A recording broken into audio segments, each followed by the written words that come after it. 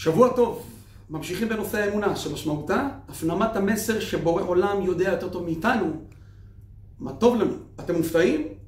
כולכם יודעים מה זה ווייז. נוסעים בכביש, פתאום הווייז מודיע לנו לצאת במחלף הקרוב ימינה, ואנחנו לא מבינים אותו. מה פתאום הוא מעריך לנו את הדרך, ועם העקשנות שלנו מחליטים להמשיך ישר ולא לשמוע לו, ואז קורה הגרוע מכל, פקק של שעה, שעתיים, ברוך השם, במדינה שלנו. מה פתאום במחלוקת ביני לבין הווייז? הווייז צדק. התשובה היא פשוטה. מה שרואים מלמעלה לא רואים מלמטה. הווייז יש לו פרספקטיבה הרבה יותר רחבה, ולנו ראייה מצומצמת. כך עם בורא עולם.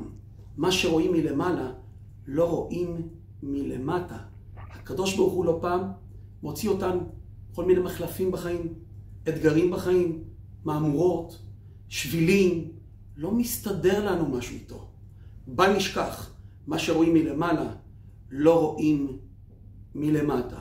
אם נשען עליו נדע שהוא עושה את הטוב ביותר עבורנו. והערת אגב, אני שומע מדי פעם מאנשים כל מיני עצות לקדוש ברוך הוא איך לעזור להם. אז לא, הקדוש ברוך הוא לא צריך עצות איך לעזור לו. הוא יודע יותר טוב מאיתנו מה טוב לנו. שיהיה בהצלחה.